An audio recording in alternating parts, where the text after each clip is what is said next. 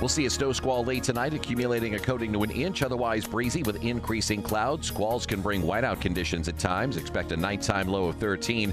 Partly sunny tomorrow. Breezy, much colder with a couple of snow showers and a high of 16. Partly cloudy and cold tomorrow night. Low 7. Times of clouds and sun Saturday. The high 31. Expect temperatures to rebound over the weekend after the brief cold snap. With your AccuWeather forecast, I'm Drew Shannon. Portions of the following program are pre-recorded.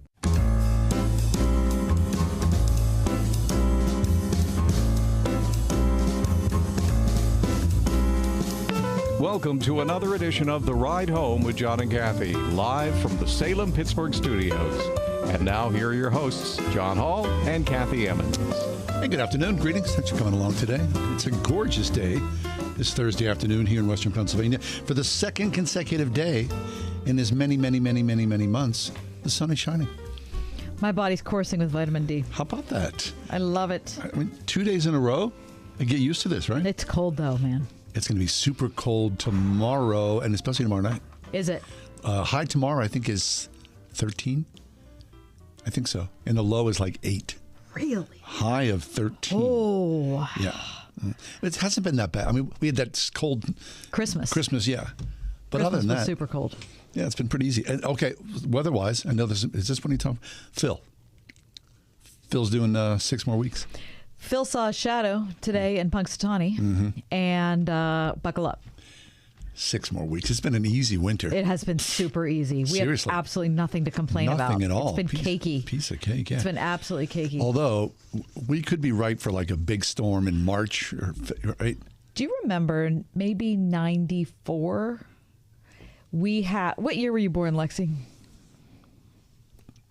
Wait, we can't. 99. I love it. This is before you were born. 1999. Party like it's 1999. Yeah. 94, Lexi, in March, we had an ice storm in Pittsburgh. And it was like something out of the Silent Planet. I liked it. I mean, it was so frozen and so cold. And it was like in the middle of March. Yeah. I mean, it was crazy. The entire city shut down. Shut down for a couple of days. Completely shut down. Yeah. Yeah. What's your birthday, Lex? Mine is July 26th. July. Oh, wait till we July celebrate. It's going to be on. 26th. Very nice. Very nice and duty. Anyway, yeah, so super cold. Phil says 6 more. Now, here's the deal. Phil only gets it right 40% of the time, which means he's worse than a coin toss. Yeah. I mean, So why are we trying? I mean, what kind of record is I'm that? not sure how this started, but I love the movie. Groundhog? Oh, fab. I Addie love the McDowell, movie. Bill Murray. He becomes a much better man, He doesn't he? does become a better man. Gets to do it. He starts off a little shaky. There's a lot that needs fixing at the adjusting beginning. there. But it's so good. Okay, so the people in Punxsutawney say they are not about the movie. Okay, now I heard a guy on the radio this morning who's the head of the like the commission. The committee, yeah. Yeah. And he's not the guys with the hats. Okay. He's the head of like the planning committee, like for all the functions. Okay, yeah, sure. And he said they're all about the movie. Oh, what? Really? Yes, he said we love the movie. He said what has Bill Murray ever screwed up movie-wise? We're so honored, and we love everything about it. We celebrate fabulous. it whenever Great. we can. Now, see, I heard the opposite. They were like, we're not about the movie, we're about Phil. Oh, come on. I mean, the How movie many really Phils put it have on the there map. been? Oh, multiples. You know, Phil lives full-time in the Punxsutawney Public Library, where in 1970 they built a new library with a special glass enclosure for him and his mate, Mrs. Phil. Isn't that cool? Yeah, that is I mean, cool. the whole town loves it. Apparently, they do a gigantic pep rally in the high school the day before. They're doing a big ball. The Groundhog Ball. Yeah. Where you wear like gowns. See, and that's so fun. things. That's like super cool, cheesy small town Yes, America. yeah. I love it so much. Yeah. That's excellent. Have you ever been to Punxsutawney? I have not. Yeah. You? One time when I was little, I don't remember a thing about it. You want to stop in there and get like, a Punxsutawney t-shirt or something. Yeah. Right? A I Phil guess. t-shirt. Anyway, so 6 more weeks. Wear your scarf. Listen, if 6 more weeks have been like these past 6 I know, weeks, then who cares? I'll take it. Who Yeah. cares? Okay, Kath. Very busy news day. Phil notwithstanding. They all are. So without further ado, please, Kath, give us the news stories, the top 4 at 4. It's Thursday, February 2nd, people. 2023. Number 1.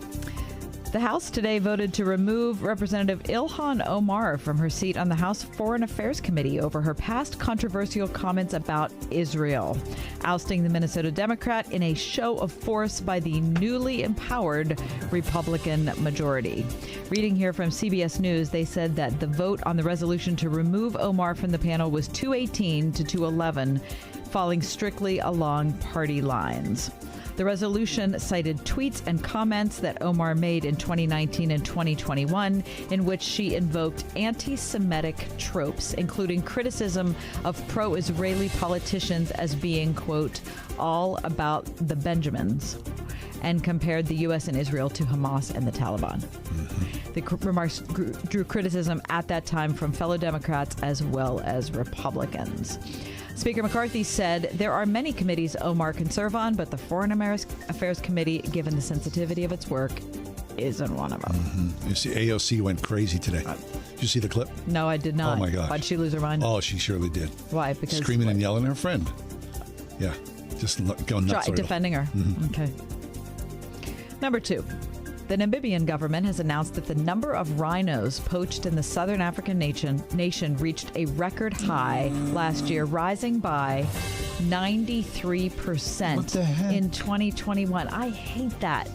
87 rhinos killed in 2022, 61 black rhinos, 26 white ones, compared to only 45 in the previous year. Most of the recorded poaching incidents occurred in Etosha, Namibia's largest national park. What? Yeah. So apparently poaching efforts are masterminded by well-funded criminal syndicates seeking to push rhino horn onto the black market to fund other illegal activities. Is that depressing? It's really... It's from ABC News. You can read more about that in the details there. Number 3, Pittsburgh Mayor Ed Gainey wants to triple the number of city police officers patrolling downtown and open a new public safety center there, according to city officials. I'm reading here from the Trib that Gainey spokeswoman Maria Montano said the mayor's downtown public safety initiative has been in the works for more than a year, and it would increase the number of police based in downtown during peak hours of activity. How about that? He seemed relatively anti-cop before he came into office. Yeah. Now all of a sudden he realizes if we don't have police, It's a hot mess we don't down there. have anything. Yeah. We don't have anything. Well, good luck finding men and women who want to be police officers. Exactly. And number 4, Governor Josh Shapiro is ordering many state employees to return to the office. Come on back. And stop working at home. That's your top 4 at 4. Very nice. Apparently... Wow, I like that. Well, I was like, we started again, but then we stopped. Yeah, the new governor was only the 3rd governor in PA history to be with Phil today.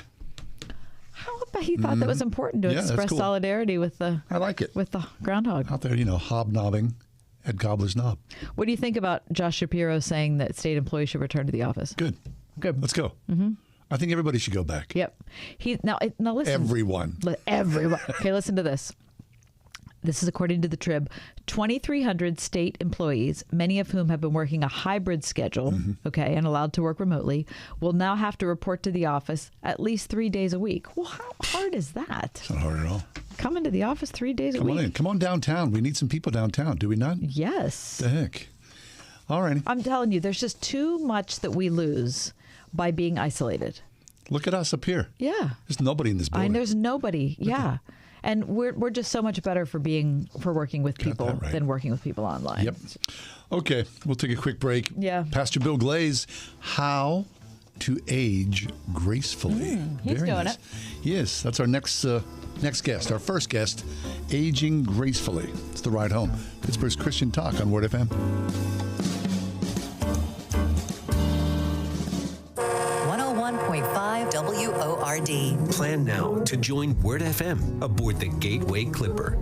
It's our Valentine Dinner Cruise, Friday, February 10th. A special night out for sweethearts, couples, and friends.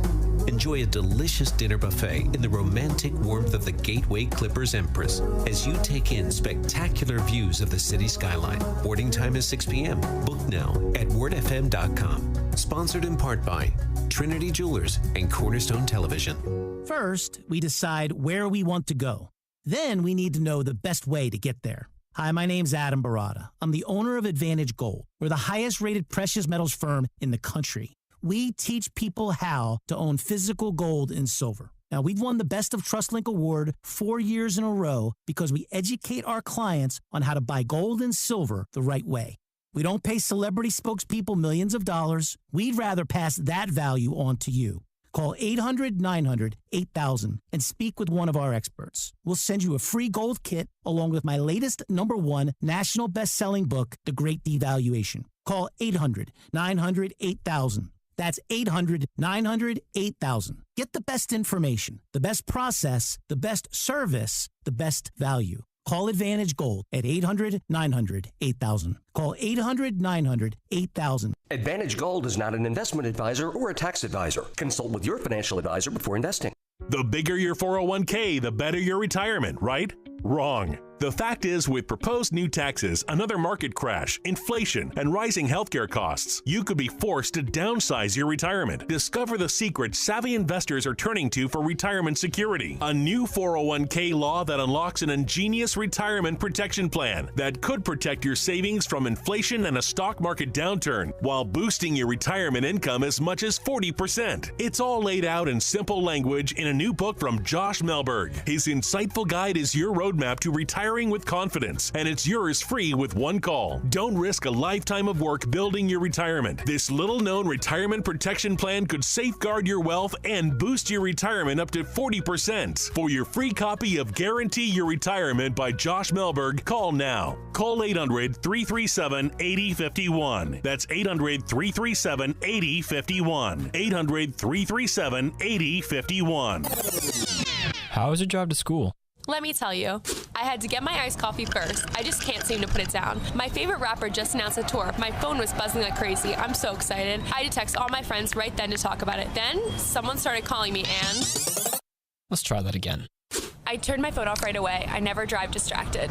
Visit StopTextStopWrecks.org. A message brought to you by the National Highway Traffic Safety Administration, Project Yellow Light, and the Ad Council.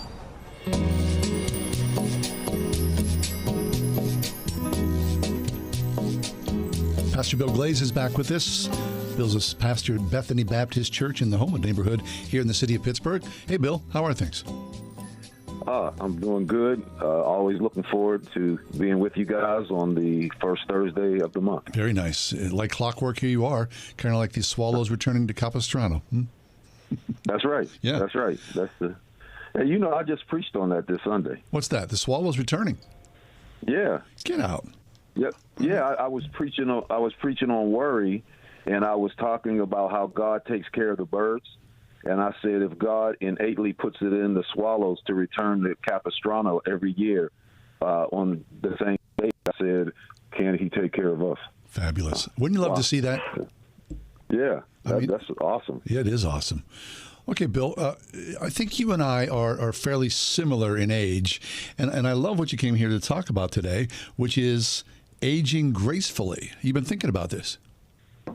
Right. Well, you know, I've been teaching Bible study through Ecclesiastes, and I don't know if you're familiar. I'm sure you are. You're a Bible scholar, you and Kathy, with Ecclesiastes chapter 12, where it talks about the aging process.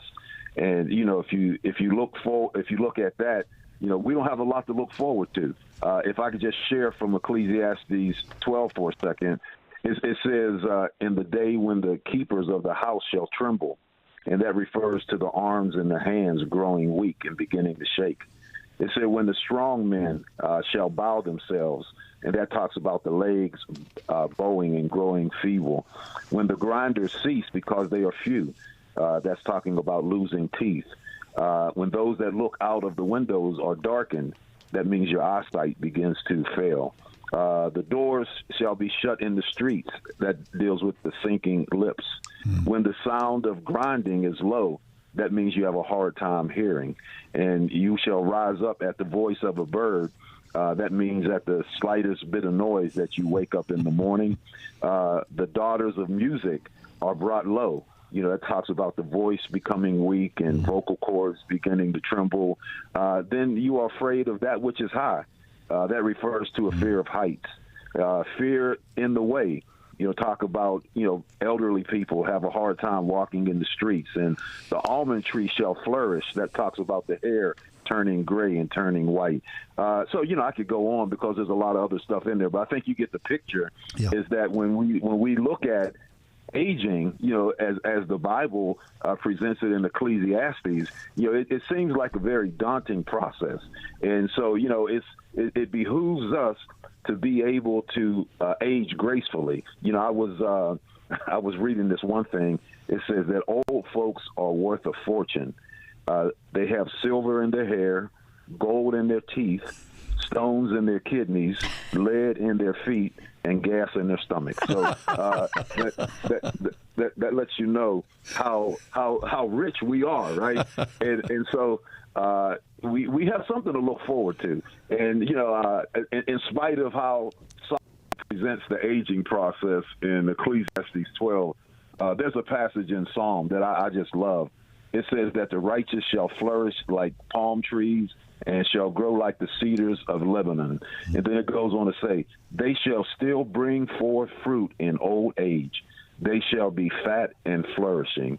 And, when you look at a palm tree, it lives between 100 and 200 years. The cedars, in some places they say there are cedars that are still around even when Solomon was alive. Wow. So when we look at the fact that the psalmist is comparing, old age to, trees that live a long time. And then it says that we shall be fat, and that means full of sap, full of life. And then it says that we shall be flourishing, that we shall be green. And so, you look at that, and it lets us know that we don't have to resign ourselves to this aging process. Yeah, we are getting old. Every one of us, I don't care how young you are, you are getting older. And so we need to realize that with this process that we go through, that we can age gracefully. And so as we look at aging gracefully, there's just a couple things that I'd like to share with you that will help us in this process. Go for it. We want to hear it, Bill. Yeah, the first thing is that we have to avoid negativity. Because there's statistics and surveys that are out that says that older people who are happy have a 35% lower risk of dying than people who are unhappy. And positive people, are less likely to develop diseases, or if they get some disease, they're able to cope with it and deal with it a lot better. So, as we age, we need to, not deal with a lot of negativity in our life. And, you look at things, there's enough negative things in the world today. Sure is. And if, we become overwhelmed with those things, that's not helping us out in the aging process. That, we need to, take a positive spin on life. We need to, look at life, from a positive perspective. Somebody made the comment that you are only as old as you feel. And so, we know that I know sometimes the aches and pains that get in our body, we might not feel the best that we want to feel. But if we just have a good mindset, if we just have a good attitude about the aging process and don't complain about, the aging process, and don't complain continuously about all the aches and pains that we have, that there's a certain degree to which that negativity draws us down. Another thing that we need to do is control stress in our lives. Somebody said that stress causes us to look 10 years older. And stress can bring on problems like sleeplessness, depression, heart disease. And so, we've got to find a way not only to reduce negativity in our life, but even to reduce stress. There was like I said, I preached a message this past Sunday on anxiety.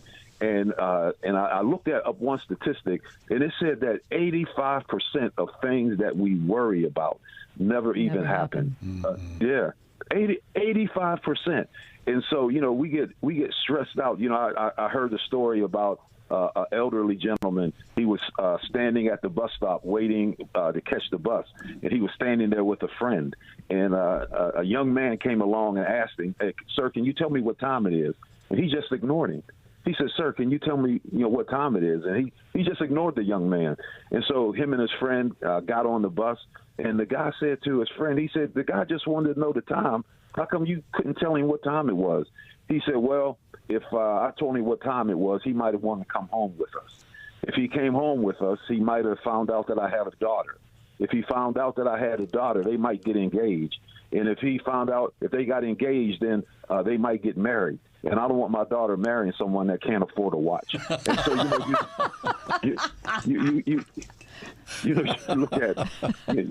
you look at things that we stress about, and a lot of the things that we stress about don't even come to pass, and yet still that those are the things that wear us out. Another thing that and you might find this surprising. And because I know I like to watch TV, but it says that don't watch a lot of TV as you grow older, and one of the reasons because studies have shown, in one Australian study said that every hour of TV you watch after the age of 25 takes 22 minutes from your life expectancy. What? And that's a lot. I'm gonna have to send you a reference on this study. But I'm dead. And then the other thing you think about, watching a lot of TV actually adds to a sedentary lifestyle and social isolation. Yeah. So here you can see how that would affect the aging process. So it's there are some things that we can do to age gracefully. Definitely staying engaged mentally. That's why I love coming on your show, and I love listening to your show because it engages me mentally. The guests that you have on, as they talk about contemporary issues, and they talk about issues that are related to life, and just being able to gauge keeps you on top of on things mentally and even socially. To stay interactive socially with individuals. That if we become isolated, we just add to the decline in our lives. So again, there are several things that we can do personally to take control of the aging process. Now, again, sometimes people deal with illnesses which they have no control over, and so you have to figure that into the equation too. But as much as we can within ourselves, we need to try to control the process and to age gracefully. Excellent, Bill. That's really, really good stuff. It really is. Bill, speaking of aging gracefully, did you hear that, of course, Tom Brady retired? Did you hear that Robert Kraft wants him to sign a one-day contract so he can retire as a Patriot? And how do you feel about that? Oh, you know what? I didn't. I knew he retired, but I didn't know that. Personally, I think it would be a great idea because he spent most of his career as a New England Patriot. So I see no issue with that. After all, whether you agree with it or not, he is the GOAT. He is the greatest of all times. I agree. Are you a fan? Well, you know what? I used to get in trouble because if Pittsburgh didn't make the playoffs or the Super Bowl, I was always for whatever team Brady was on. So I am a fan of Tom Brady. So there's a lot of people in Pittsburgh that I've made enemies with. You're gonna like if the Patriots are going against the Giants, you were gonna root for the Patriots? Yeah. Or the Eagles? What? I'm a fan too. What? Bill, I'm a fan. Yeah. I don't understand either because one he's of you. the GOAT. I just I like Tom Brady because he's the greatest of all time. He won 7 Super Bowls and he got 5 Super Bowl MVPs. What about him being a cheater? Well, I don't think he's a cheater. What's that? Deflategate. Deflategate was nothing. I don't think he had nothing to do with that other thing. Of the taping? Come on, he did. Of course, he benefited. He knew what the defensive calls were. I am jealous. I'm totally jealous, Bill. But you know what, Kathy? Even if, I'm not saying that they did cheat, but even if they did cheat, he still has to go out there and perform. He has to throw that football. Yeah. He has to connect with those receivers. No, I know. So, that's the bottom line. Thank you, Bill. He's the GOAT, but I don't have to like it, okay? All right. Okay, all right. What the heck? Bill's like, okay, I got to get out of this conversation. Listen, I think that you're following your own advice. I believe that you are aging gracefully. You're aging terrifically. Can you talk about the church? Yeah, well, I appreciate your prayers. We're still waiting on the occupancy permit from the city of Pittsburgh. What's going on, city? Oh, gosh. Well, you know what? It seems like, we address one thing, and then once we address it, then something else comes up. So I think you ever see that game Whack-A-Mole? Oh yeah, sure. Yeah, that's what I feel like. I'm playing Whack-A-Mole. You address the parking, and you hit that down, and then something else pops up. So we know that God is at work, and eventually, in His time, we're going to be able to get into our new sanctuary. Amen. But until then, we continue to worship and praise the Lord. Very good. Okay. Let's pray for the city inspectors. The heck. Amen. Good to talk to you, Bill. Yeah, Bill, always a pleasure. Check out Bethany Baptist Church in Homewood. It is such a wonderfully warm group of congregants. Seriously, I love the church, so you can check it out. You can find more information about it online. All right, coming up next. Cutting on the weather. This is Kathy Emmons. John and I are grateful for the encouragement we have from all of our advertisers, and especially our friends at Grove City College. Thanks to everyone at Grove City for supporting The Ride Home. My brother-in-law died suddenly, and now my sister and her kids have to sell their home. That's why I told my husband we could not put off getting life insurance any longer. An agent offered us a 10-year, $500,000 policy for nearly $50 a month. Then we called SelectQuote. SelectQuote found us identical coverage for only $19 a month, a savings of $369 a year. Whether you need a $500,000 policy or a $5 million policy, SelectQuote could save you more than 50% on term life insurance. For your free quote, call SelectQuote at 1-800-940-6161. That's 1-800-940-6161. Or go to SelectQuote.com. That's 1-800-940-6161. SelectQuote. We shop, you save. Full details on example policies at SelectQuote.com/commercials. This is an important notice to consumers facing $10,000 or more in credit card debt, medical bills, or other unsecured debt. You may not be required to pay it all back because there are special programs now in effect that will significantly reduce the amount you will owe if you qualify. This is not bankruptcy or a debt consolidation loan. These programs, which the credit card companies like to keep secret, exist to aid American consumers struggling with overwhelming credit card debt by offering tremendous savings and real debt relief. Accredited Debt Relief has established a special hotline for you to call and learn what savings you qualify for. They've helped qualify consumers with over $1 billion in debt and are A+ rated with the Better Business Bureau. So don't wait. Get the relief you need during these hard economic times. For this free information, call the Accredited Debt Relief hotline now. Call 800-786-2300. 800-786-2300. That's 800-786-2300. Discover the magnificence of the Mediterranean with Alistair Begg and our trusted partner, Inspiration Cruises and Tours. 9 life-changing days of powerful worship, Bible study, and history. Sign up now, deeperfaithcruise.com. We are everywhere. On your radio at 101.5 WORD FM Pittsburgh, at wordfm.com, the Word FM mobile app, iHeart, TuneIn, and Odyssey. There's always a moment of truth where it's either put up or shut up. We were yelling our hearts out. Even in our weakness, even in our pain, we continue to push. I don't know where the pain went to, but all I know is that I had what it took. I am a United States Marine. PFC Darrell Willis serves his country as a Marine. Will you? Visit Marines.com or call 1-800-MARINES.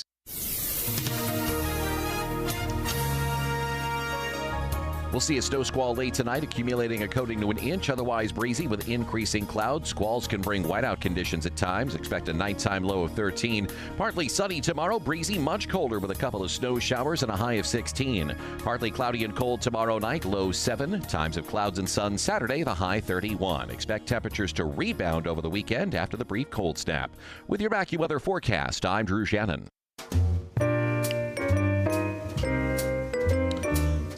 Legalized betting has become a multi-billion dollar empire, right? I mean, the days of flying to Vegas or Atlantic City, you can bet from your phone whatever you want to do, right? Whatever game is out there. Now, apparently, people who are, I would say, addicted to gambling have taken it to a whole other level because there is a flurry, no pun intended, of people who are actively daily, sometimes hourly, betting on the weather. The weather. Will we have rainfall? How much snow will we get? Who will be when will be the first day of snowfall? People are betting on that. Yep. On their. Oh my gosh. Weather betting emerged and then gained popularity during the pandemic. When the pandemic hit, March Madness. That went away, right? Most people will remember no NCAA tournament that year. So everything was shut down. So those who are invested in the betting lifestyle, my guess is you probably know somebody, right? Sure. It's big, big business. And it takes on all shapes and forms. So why not bet on the weather, people are saying. But can you imagine? That seems like when you know there's a problem. Yeah, I think so. What's interesting is when you see these betting ads, you know, there's Jamie Foxx or whatever, and always the last 3 seconds, some hyper fast voiceover. Betting problem? If you have a gambling problem. What? What's going on there? No one's paying any attention. That's a legal thing that they are required to do. I don't know. I find sports betting really sad also, and here's why. Because we're so fortunate to be able to be living in a time when sports are so incredibly entertaining. Yeah, if you're a sports fan. I mean, incredibly entertaining. The NFL is it's violent, it's dangerous, and it's an epic game. I watched Pitt, North Carolina last night. Hail to Pitt, by the way. Great game, wasn't it? Hail to Pitt. And it's so entertaining. And I feel like we're never satisfied. We're never just happy to be watching a game that's awesome, because now that's not quite great enough. Now we have to put something on it so that it is awesome for us. And, you know, you bring up college sports. How about these young college players who are now going to be, you know, by the boatload millionaires? Right. That's going to change the nature. Because of name, image, likeness. And that doesn't change college sports. It changes high school sports. And it changes them as people. It changes them as people. We are going to rue the day, as they say. We're going to regret that name, image, likeness thing. I know the NCAA was making $1 kajillion on other people's names. I get that. But I don't know if the right response was to give all that cash to people who are 19 years old. Right. 17, 18, 19 years old. I mean, I couldn't balance a checkbook when I was 19. No. You think I could manage that? Take a quick break, come back. Sy Garte's with us. He's going to talk about scientific controversy in Christendom. That's next.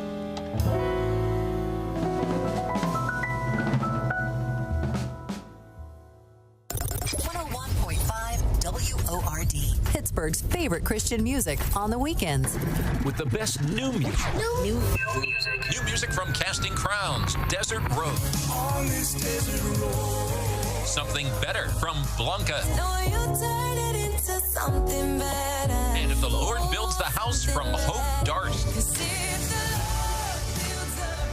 Celebrating 20 years of bringing Pittsburgh's favorites and the best new music. 101.5 Word FM on the weekend. Wesley Financial Group is not a law firm. This story is called The Ugly Truth About Timeshare. If you think you've done your family a favor by buying a timeshare, you need my help. Hello, I'm Chuck McDowell, CEO and founder of Wesley Financial Group. 10 years ago, I started helping folks cancel their timeshare. And in the process, started what's now called the timeshare cancellation industry. Timeshare is the only thing that you can buy that you can't tell me how much it's going to cost or when it's going to end. When you buy a timeshare, you give them a blank check to fill out any amount they want for annual maintenance and assessment fees. The crazy thing is, this never ends. Even when you die, your family's now going to be stuck with this burden. Stop the insanity today. Call my office now. If we take you as a client, I guarantee we'll cancel your timeshare or you'll pay nothing. Call for your free information kit. 800-746-3737. 800-746-3737. 800-746-3737. Have you ever picked up a towel set because it felt really soft in the store, but then when you got to use it, it's not very absorbent? It's basically a towel that's leaving you out to dry. That's why MyPillow has developed the MyPillow towels. Towels that work. I know, it's mind-blowing. Towels that actually dry you. Their 6-piece towel set includes 2 bath towels, 2 hand towels, 2 washcloths. They come in a variety of colors, and right now you can receive a 6-piece set for only $49.99 with promo code WORD. Or go to MyPillow.com right now and click on the radio listener special.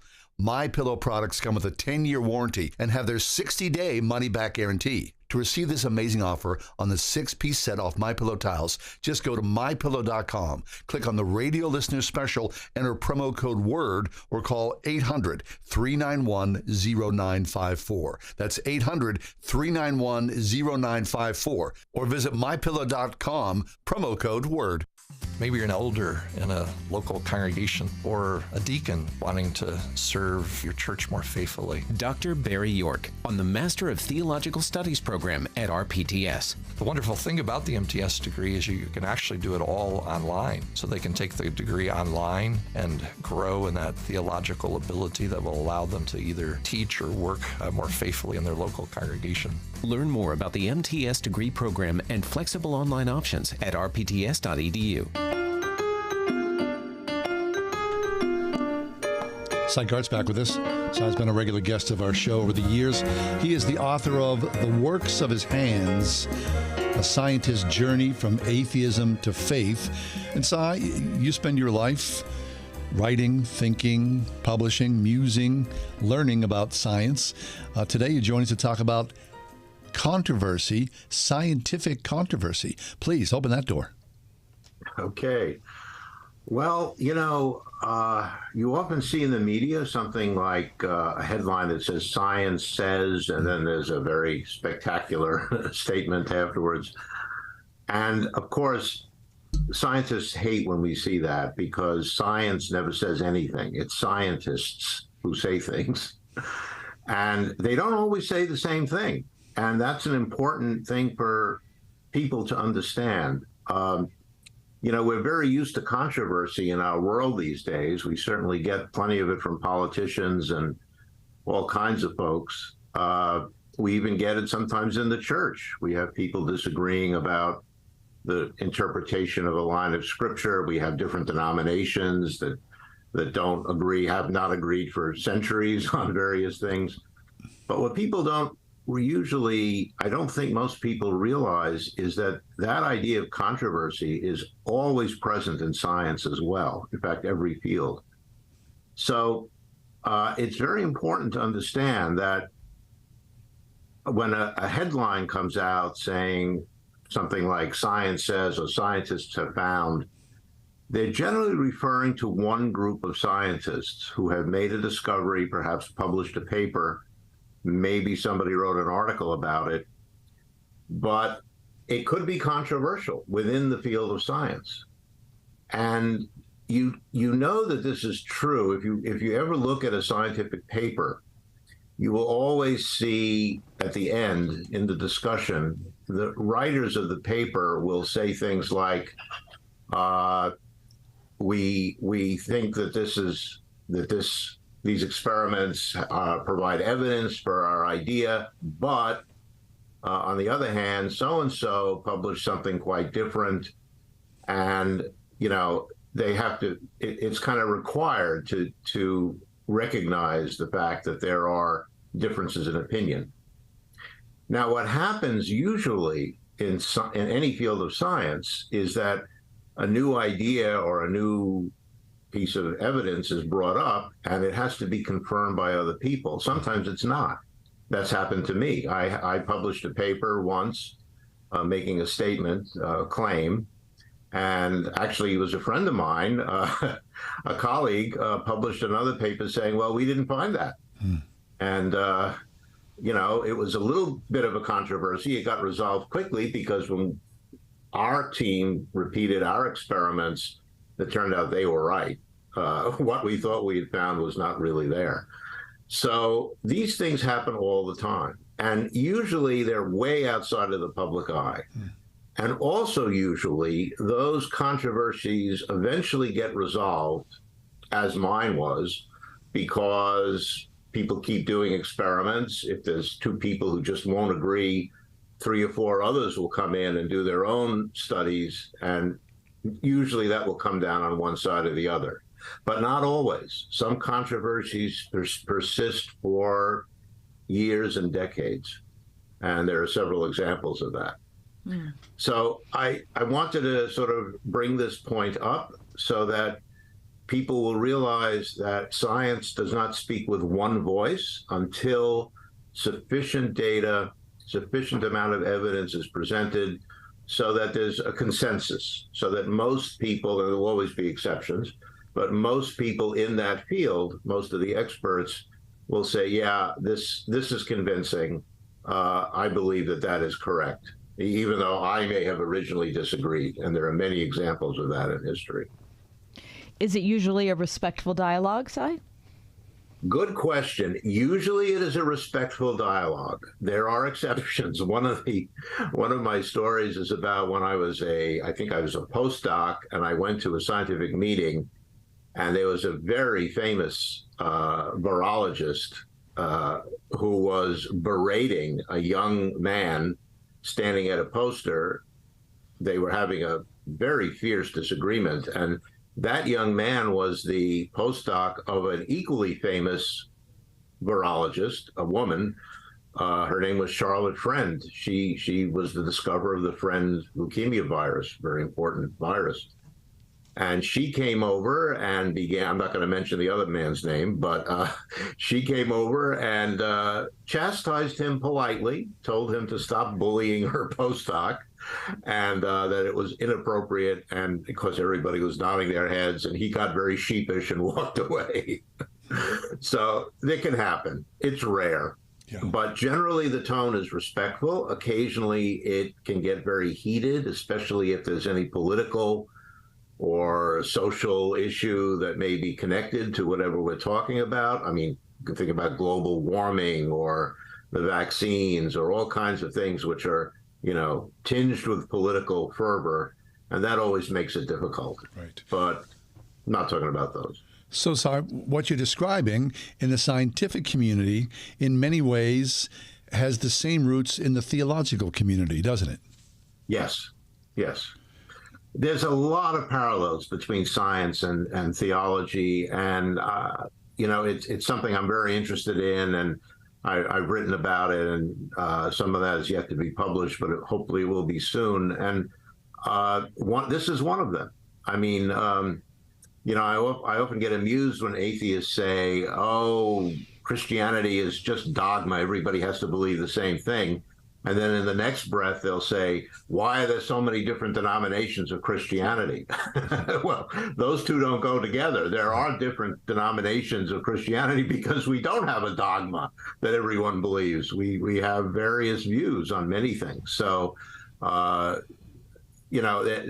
yes, John, I think you're right. There is, as I said at the beginning, there are controversies about all kinds of things in theology, and generally, as far as I know, it's also respectful.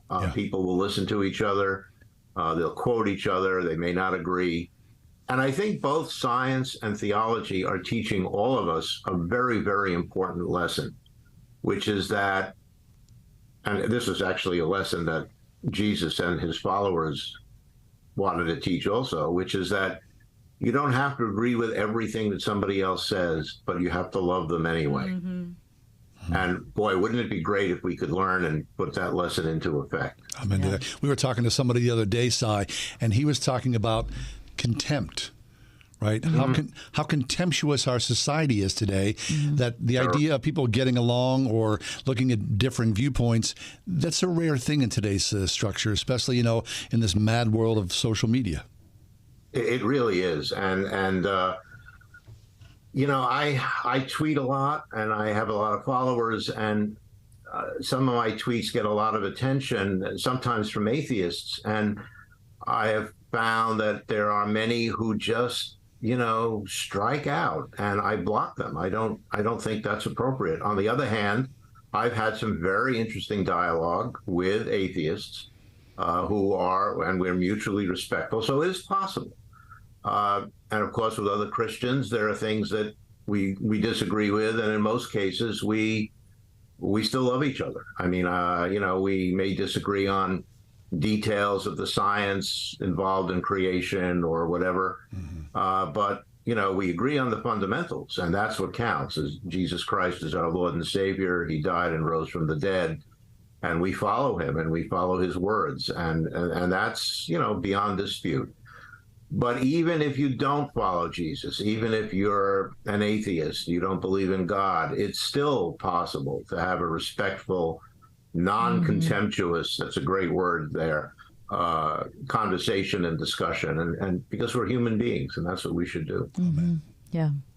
Sy, last question for you. One of the things I've always admired about the scientific community and just the way it operates as far as peer review goes, I think that the point of looking for truth is really an important one. And so I wish I could see more of that outside the scientific community with the kind of respect that's in the scientific community, because it devolves really terribly. And so I hate to throw out the baby with the bathwater. I don't want all this discord, but I also don't want us to keep really searching and trying to find out what's true. Yeah. No, I agree. And of course, and I think that it doesn't help the search for truth to take as John said before, a contemptuous attitude or an attitude of disdain towards people who don't agree with you. I think that hurts the search for truth. And on the other hand, I think, Kathy, as you were implying, is that healthy disagreement is beneficial, because we don't know I didn't know who was right in that controversy I had with my colleague. I thought I was right, but it turned out I was wrong. And, you know, when I found that out, there was no question about it. I didn't feel bad or guilty. I didn't feel like I was somehow less of a scientist. It was not a deliberate mistake. It was an honest error that we made that was easily explained. Right. And we just didn't have enough samples. You know, we just didn't have enough statistical power, and that happens. And so everything ended up, you know, fine. And we made a little step of progress towards truth in that case, and that's what we always try to do. Yeah. And I think that's one of the reasons that scientists know that it's great to disagree. It's actually valuable, because we don't know who's right. So it's foolish to say, well, I'm against you because I don't agree with you, because you don't know if you're right. Right. And, you know, you think about all the thousands and thousands of Christian denominations there are, and if we would just agree on the significant aspects of Jesus Christ, our Lord and Savior, born here in this world, crucified, died, buried, raised from the dead, I mean, the world would be a better place, and it would save a lot of us a lot of pain and rancor. Absolutely. And you know, the differences, I call the differences details, and we know who lives in the details, right? Yes. And so we don't want to get trapped. You're right, John. We want to focus on what counts and where we agree and move on from there. Excellent. Sy, it's always a pleasure. Thanks for stopping by and being with us again. My pleasure. Take care, guys. Sy Garte, you can find him on social media, Twitter, of course. His book, The Works of His Hands, A Scientist's Journey from Atheism to Faith. Sy Garte, Garte. We'll take a quick break, come back. We're just getting underway here. The Ride Home, Pittsburgh's Christian Talk.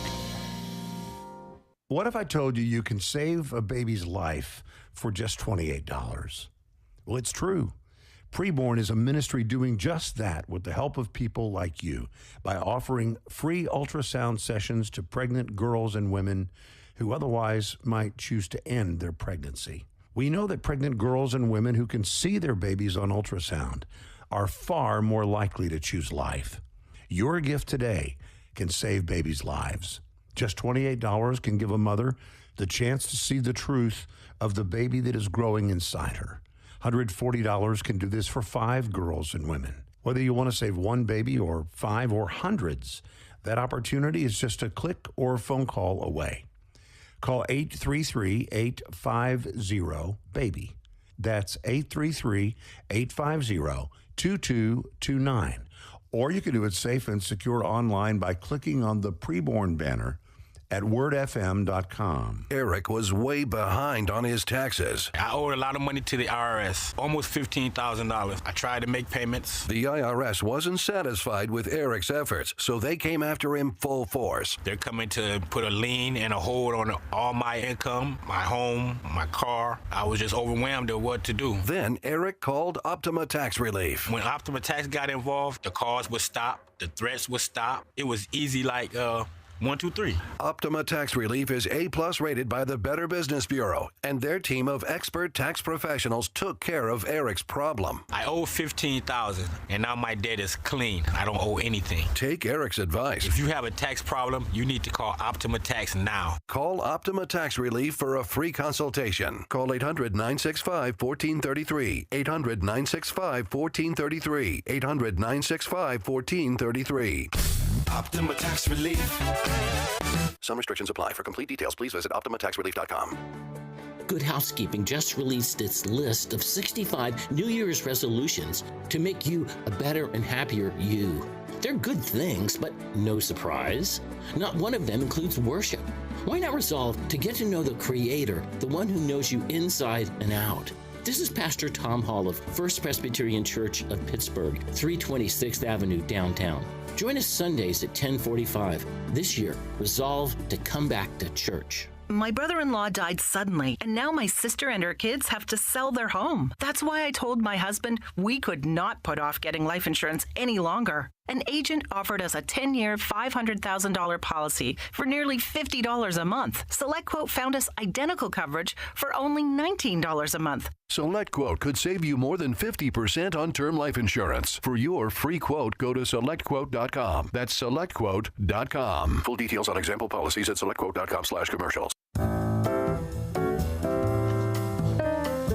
Okay, here's a sad, crazy story. A Bell Township woman sued a bar this week because she was left a quadriplegic when she was served too much alcohol and she fell off a bar stool. That's horrible.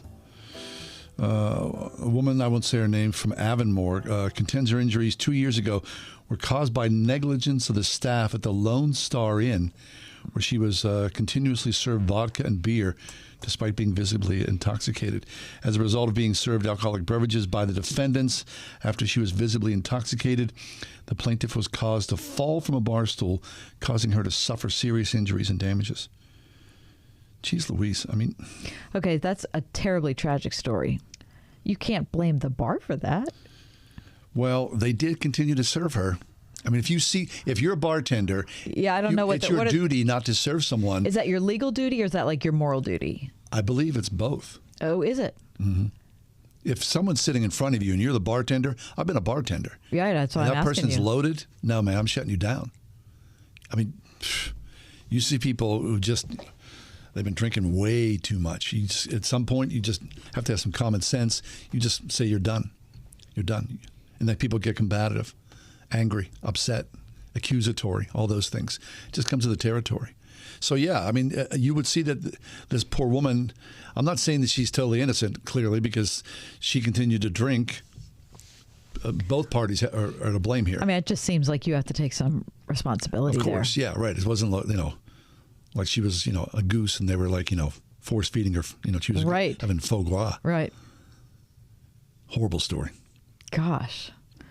All right. Coming up in the next hour of the show, we're going to talk about Groundhog Day, which is coming up. Yeah. I mean, that segment is coming up. Yeah. Groundhog Day is actually happening as we speak about it. I'm getting a cat, too. What? Yeah, we're getting a cat. Yeah, we've been petless for a while. And listen, this is huge news. It's a new thing for us. We used to have 2 dogs, a cat, 2 turtles, and a bird. We had a lot. There was a lot going on. We did, and of course, time. We've lost that pet. There goes Sparky the cat. There goes Ruby the dog. There goes Gussie. They were all about the same age, right? And so they all kind of died. They died in a very short order. So we have been petless for a while. So we went out and, my wife and one of my boys went out. This is a process. I'm not new to this process. I mean, it's like you are new to the process, you mean? It's like the FBI. Mm-hmm. Holy moly, huh? Okay, so I didn't talk about this on the air before because I didn't know what the answer would be. Yeah. But I was called by said cat establishment. In the middle of a commercial break. Asking for a reference on John Hall. Well, believe me, that could have been a long conversation. Hey. As it was, they asked me several questions. They asked if you were...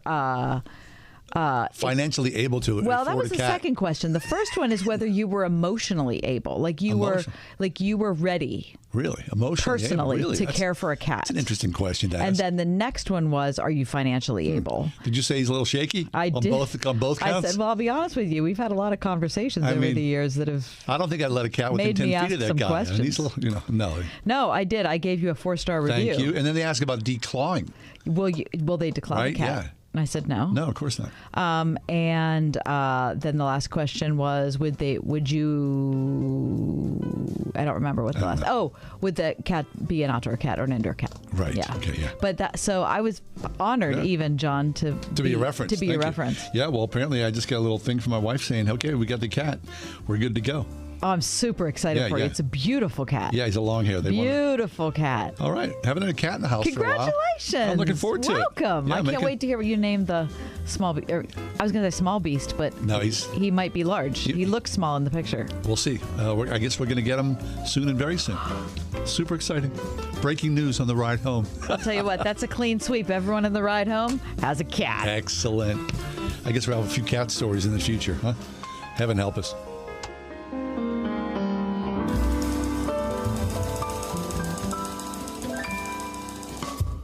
101.5 WORD-FM Pittsburgh. On your smart speaker by saying, play the word Pittsburgh. And on your phone via the Word FM mobile app, iHeart, TuneIn, and Odyssey. Discount code ERIC. With SRN News, I'm Bob Agnew in Washington. On Capitol Hill, anti-Semitic comments have cost a controversial lawmaker her seat on a key committee in the new Republican-controlled House. More on that in a moment. But first, former President Trump today told the Hugh Hewitt Show on the Salem Radio Network that he declassified the sensitive documents that were recovered by the FBI at his home in Florida. Just so you know, very nice. I didn't do anything wrong.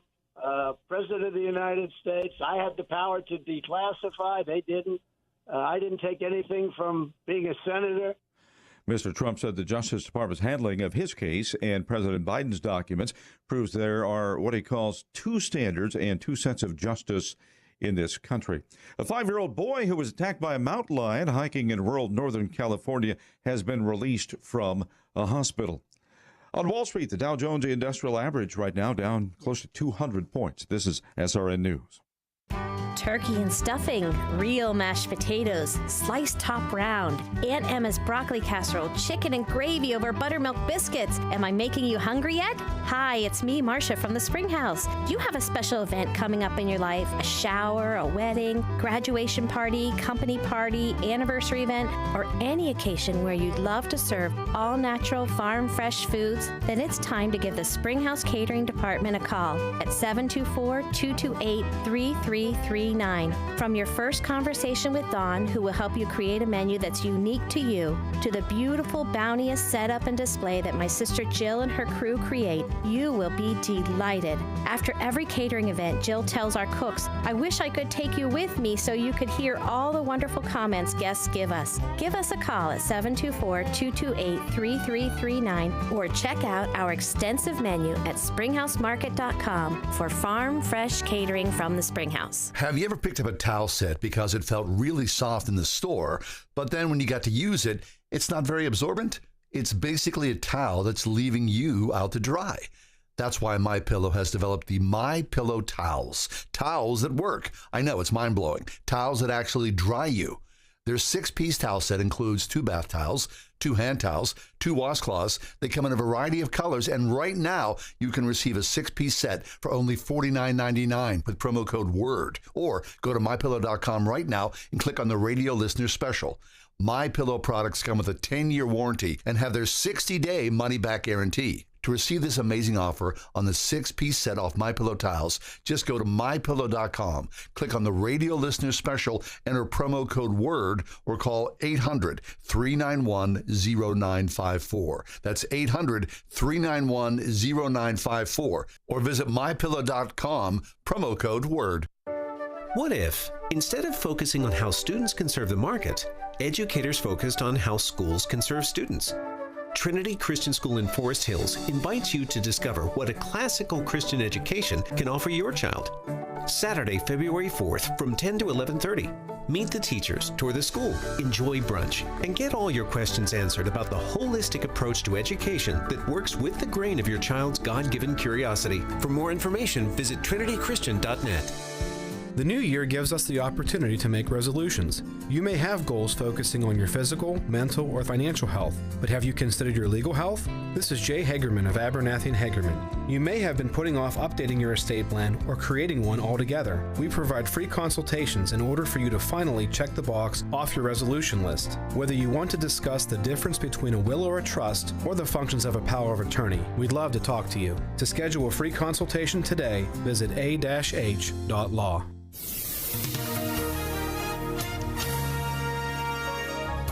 We'll see a snow squall late tonight, accumulating a coating to an inch. Otherwise breezy with increasing clouds. Squalls can bring whiteout conditions at times. Expect a nighttime low of 13. Partly sunny tomorrow. Breezy, much colder with a couple of snow showers and a high of 16. Partly cloudy and cold tomorrow night. Low 7. Times of clouds and sun Saturday. The high 31. Expect temperatures to rebound over the weekend after the brief cold snap. With your AccuWeather forecast, I'm Drew Shannon. Portions of the following program have been pre-recorded.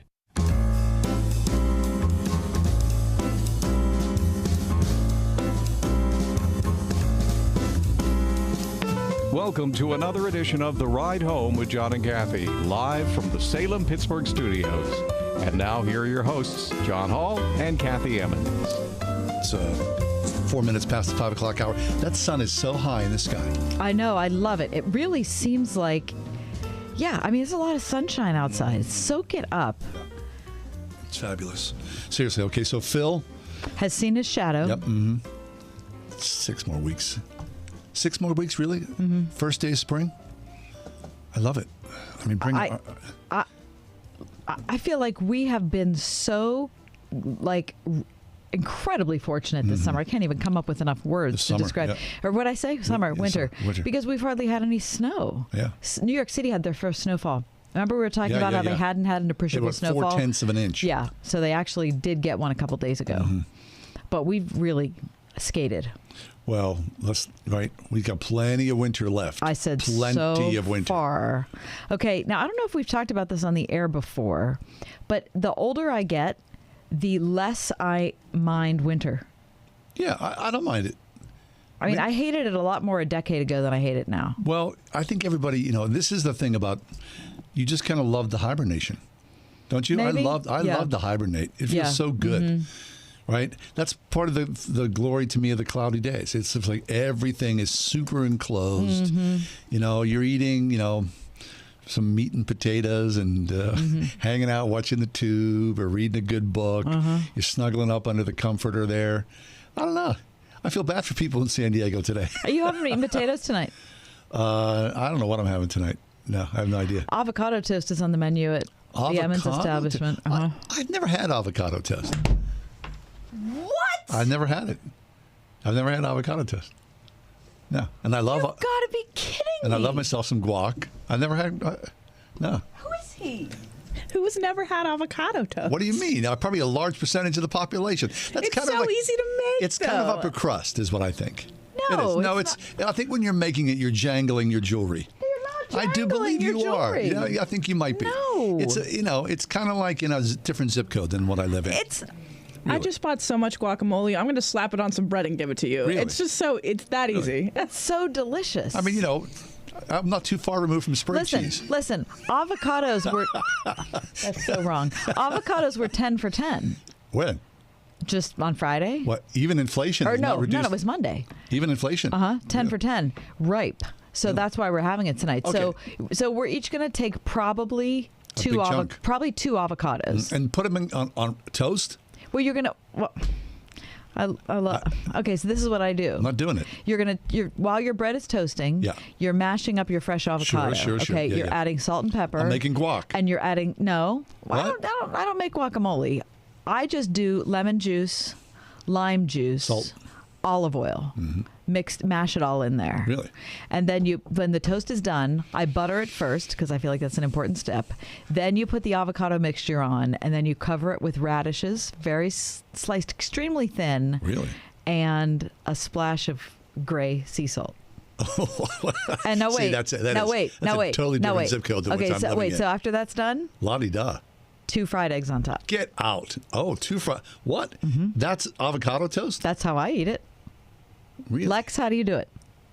Not crazy far off. I mash up avocado, or if it's cheaper, I just buy guacamole and slap it on some bread. And then my toppings are usually like pepitas, sriracha, salt and pepper, everything but the bagel seasoning. Yep, which is delicious. Oh, and of course an egg. Really? It has to be an egg on there. I had no idea. Yeah. I had no idea. Lex and I are living parallel lives. Yeah. Listen to us. Yeah, listen to you guys, huh? We chose the right producer. All I can say is you're missing out. Yeah. It's one of the most. Don't you think it's delicious, Lexi? It's so good. Jeez, I was going to have a Totino's pizza roll. And it's so good for you. There's so many good things in it. Oh, yeah. I had no idea. Yeah. Come over sometime. I'll make you some avocado toast. I'm working with a couple of blue bloods here. Well, you know how we are. Holy smoly, huh? It's not really that. I mean, think like I'm going to make it in 7 minutes. Seriously. I mean, could you imagine? I grew up in Swissvale. Oh, hey, we're having avocado toast. What are you kidding me? Well, avocado toast wasn't a thing People then, are like but going, it's a thing now. Where's your chipped ham? It's not like nobody in Swissvale Where's your fried bologna sandwich? Okay, that was 30 years ago. Maybe longer. All right. Branch out. La-di-da. Have it tonight. Okay. Coming up next, speaking of food, how do you feel about dining out alone? Me? Yeah. Not great. Okay. Well, Alissa Wilkinson likes it. You know I love it. I prefer not to. We're going to talk about it next. Don't you feel weird? Do you walk? I never feel weird. Really? Walk into a restaurant, eat by yourself? People what are the looking pluses? at you? 101.5 WORD. The station with Pittsburgh's favorite Christian music every weekend. With the best new music. New music from Phil Wickham. This is Our God. Easy to Praise from Patrick Mayberry. And That's Enough, Brandon Heath. Celebrating 20 years of bringing Pittsburgh's favorites and the best new music. 101.5 WORD. On the weekend. Let's be real. Retirement is expensive, and inflation is making it even harder with the cost of everything going up from pet food to a dozen eggs. Wouldn't it be great if the cost of your health care could go down? Well, Medishare 65 Plus is $99 a month for ages 65 to 74. And for many with Medicare Parts A and B, looking at other options, that's 50% or more saved per month. No gimmicks. It's $99 a month, and you can use any Medicare-approved doctor or facility, and you get 24/7 access to telehealth from the convenience of your home. Better yet, Medishare is a Christian nonprofit organization. It's a community that'll pray for you and encourage you.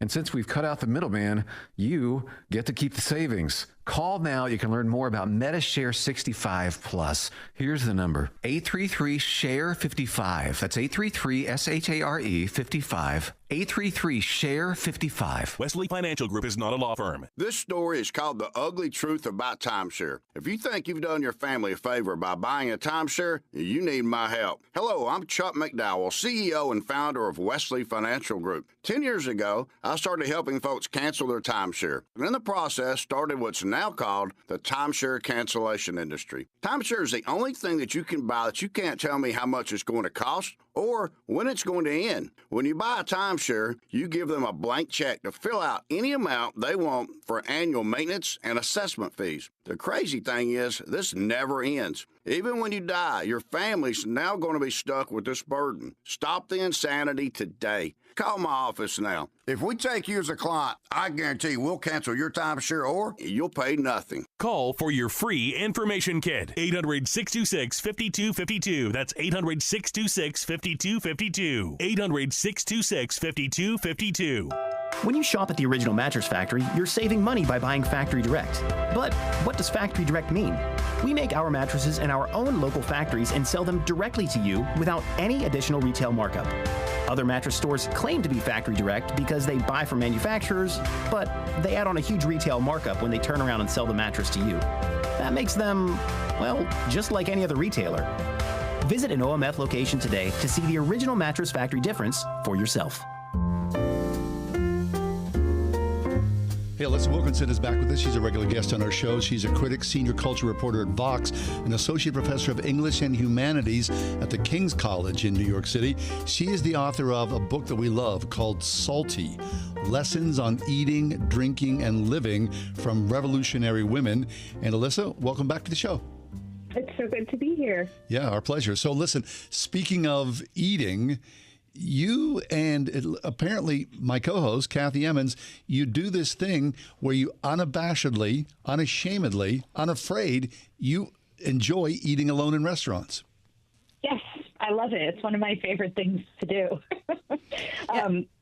Okay, how did it start? Well, I didn't grow up eating in a lot of restaurants, to be perfectly honest. And when I moved to New York, it was sort of a foreign idea to me to like go into a restaurant and eat by myself. So I think it probably started when I started traveling for work. And when you're traveling for work and you're alone and you get off a long flight and all you want is like a hot meal and, maybe like a friendly face, one of the nicest things you can do is go in a restaurant, maybe sit at the bar if you don't want to take up a whole table and just, enjoy the experience. And then once you get used to it, it becomes not strange, which I think it is to some people. And I grew to really love doing it in New York as well. Excellent. Okay, so Kath has been doing this for a long, long time. I remember years ago, like Kath, your kids would be like at the youth group or something like that. You'd drop them off.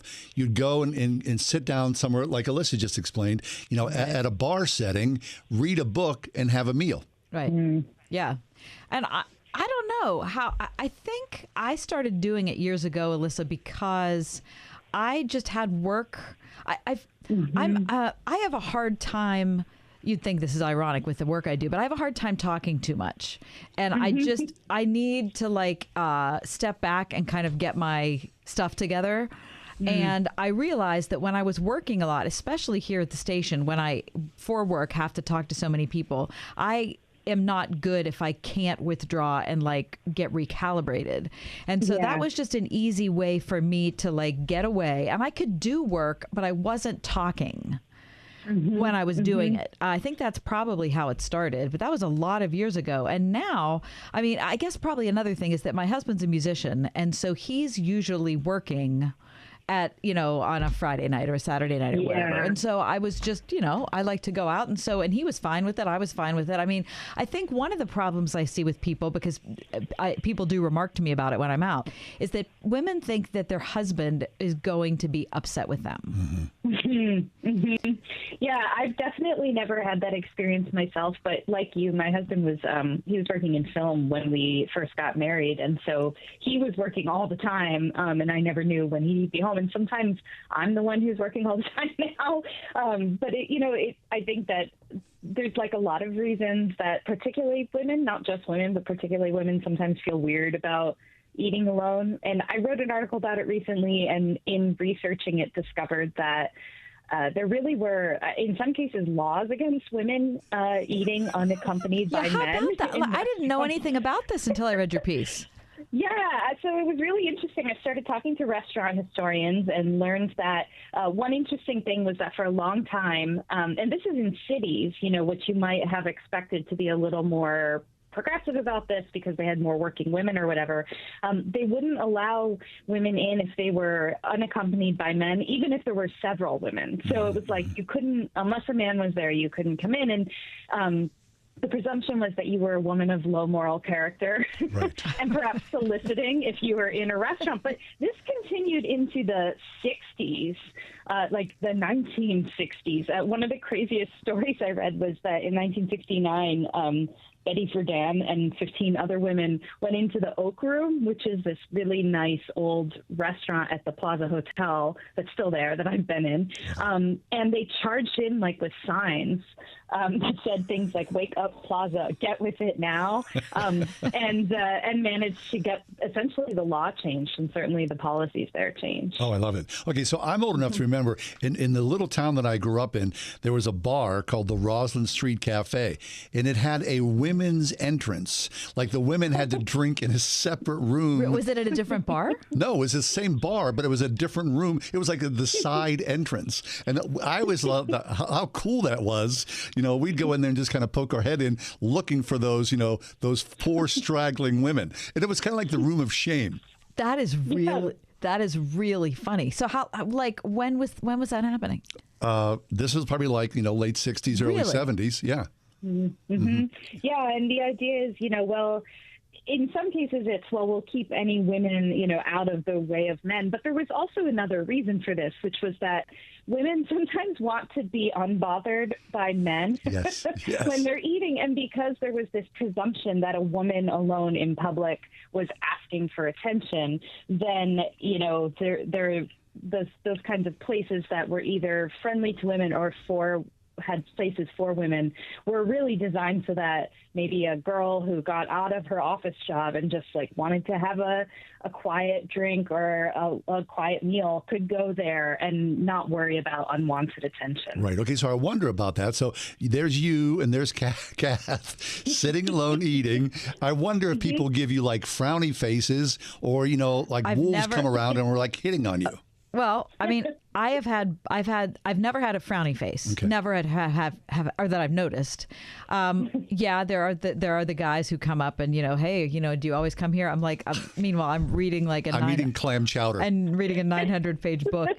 But the only people who've ever made comments are women who have said, I really like that you're okay to do that, which I got to be honest with you. I don't look at myself as some kind of reform. I just never think about it. I just, it's just, okay, let me bring up this particular paragraph that you wrote here, Alissa, because I think this speaks to what kind of how I feel.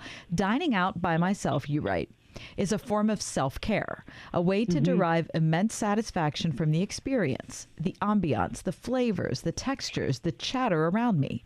Without a dining companion to entertain, I can sit with my thoughts, watch the world around me, eavesdrop on fellow diners, maybe have a conversation with the bartender if I'm seated at the bar. I start to remember then, I'm not alone at all. I'm part of a community of people, and most people, believe it or not, are friendly and interesting. Eating alone in a paradoxical way can get me out of my own head. Well, that's much better written than I could have done it. And that's exactly how I feel.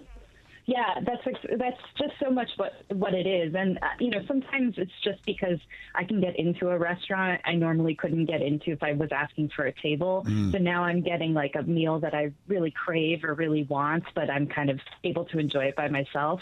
But I really find the kind of mindfulness of it, as much of a cliche that might be, to be really kind of wonderful, just being able to enjoy every piece of it. Maybe if I have a question about it, I feel more comfortable asking the waiter or the bartender about it because I'm not interrupting a conversation with a dining companion.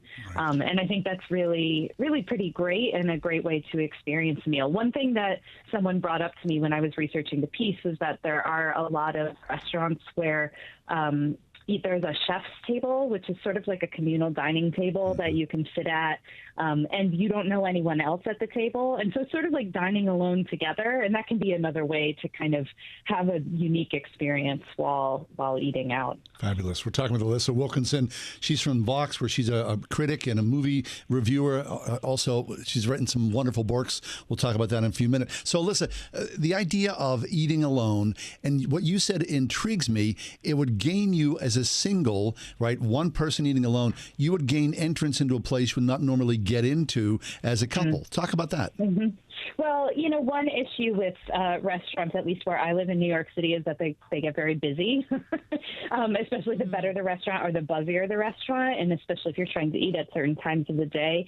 But, most places do not have reserved spots at the bar. And so I really prefer going and just trying to sit at the bar. Usually there's a seat there. And then once in a while, you'll find yourself having a conversation with an interesting person who happens to be sitting there too. But, nobody will ever fault you for just sitting at the bar by yourself. In fact, they really, I've seen looks of relief pass over the face of hostesses when I say, oh, I'll just sit at the bar. And they just think, oh, thank you so much. Yeah, for not taking up a table.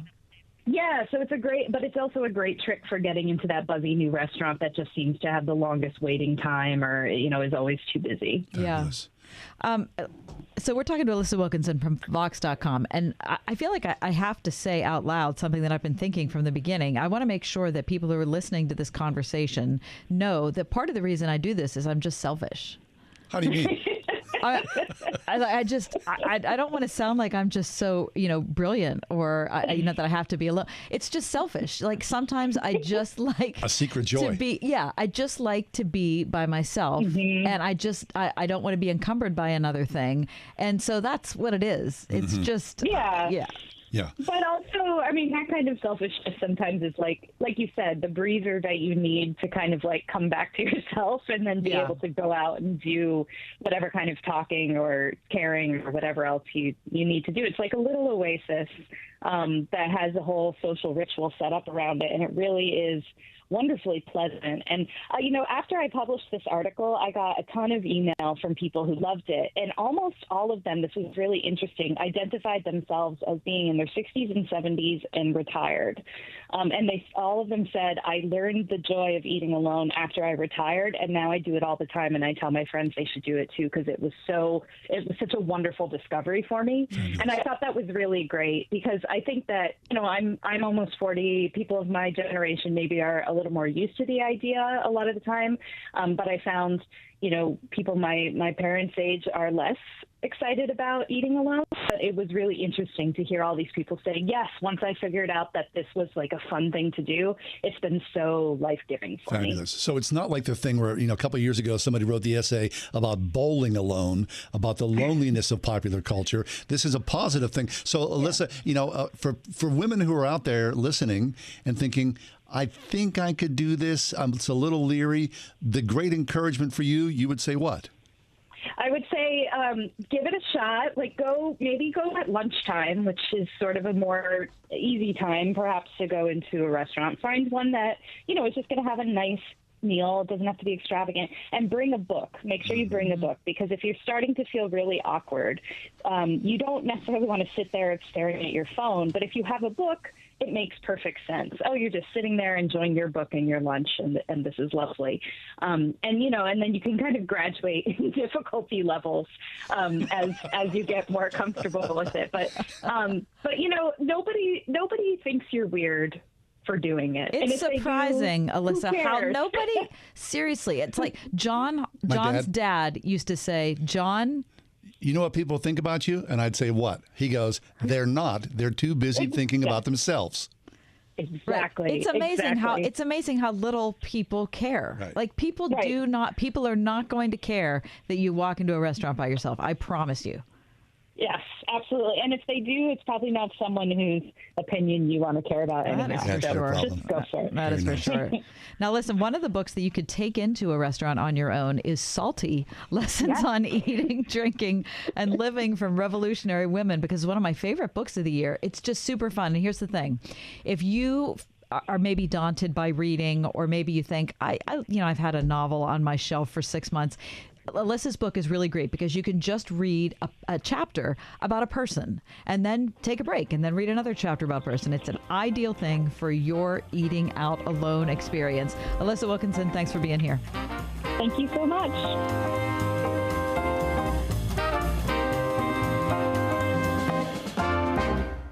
This message is for anyone looking for $500,000 to $1 million or more of affordable term life insurance. Even if you have diabetes, high blood pressure, or are taking anxiety meds. Here's an example. If you're a 50-year-old male, maybe overweight with type 2 diabetes. $1 million of term life insurance may only cost about $200 a month. We're Term Provider, experts in finding affordable term life insurance for those that may not be in perfect health. If you've had prostate cancer, heart conditions, high cholesterol, or are on prescription medications, you may still qualify for $500,000 to $1 million or more of affordable term life insurance. Get a quick quote right now by visiting termprovider.com. That's termprovider.com, or simply call Term Provider at 800-333-1750. If you're looking for term life insurance but have type 2 diabetes, high blood pressure, or have other health issues, call Term Provider at 800-333-1750.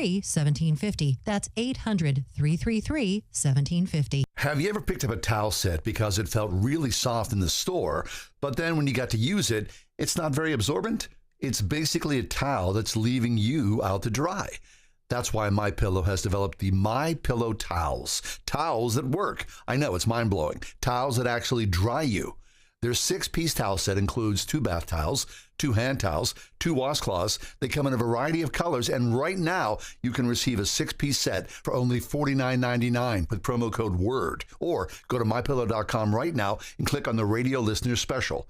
MyPillow products come with a 10-year warranty and have their 60-day money-back guarantee. To receive this amazing offer on the 6-piece set off MyPillow towels, just go to MyPillow.com, click on the radio listener special, enter promo code WORD, or call 800-391-0954. That's 800-391-0954. Or visit MyPillow.com, promo code WORD. Rhema Christian School is a private school in Moon Township serving children in preschool through 8th grade, recognized for its commitment to a biblically integrated curriculum that nurtures a Christian worldview and academic excellence. Rhema aims to develop the whole child, spiritually, physically, mentally, emotionally, and socially. Rhema is a true community of families who desire to raise up the next generation of godly leaders, also offering programs for homeschool families, accepting enrollment now for the current school year and opening soon for the 2023-24 school year. Visit RhemaChristianschool.org. Discover the magnificence of the Mediterranean with Alistair Begg and our trusted partner, Inspiration Cruises and Tours. 9 life-changing days of powerful worship, Bible study, and history. Sign up now, deeperfaithcruise.com.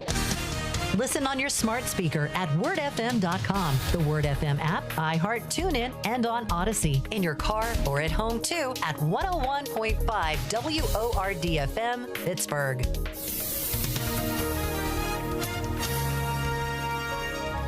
We'll see a snow squall late tonight, accumulating a coating to an inch, otherwise breezy with increasing clouds. Squalls can bring whiteout conditions at times. Expect a nighttime low of 13. Partly sunny tomorrow, breezy, much colder with a couple of snow showers and a high of 16. Partly cloudy and cold tomorrow night, low 7. Times of clouds and sun Saturday, the high 31. Expect temperatures to rebound over the weekend after the brief cold snap. With your AccuWeather forecast, I'm Drew Shannon.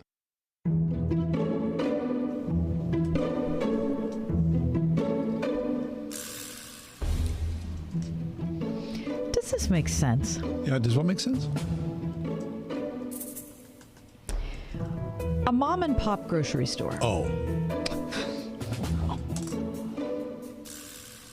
100%. This country was built on mom and pop grocery stores. It was my childhood aspiration to own my own mom and pop grocery store. In our hometown, in my neighborhood, Butler's was our mom and pop grocery store. It was literally a block from our house. At one time, I'm sure there were tens of thousands of mom and pop grocery stores, and they sold the basics: lunch meat, bread, milk, cheese, soda pop, penny candy.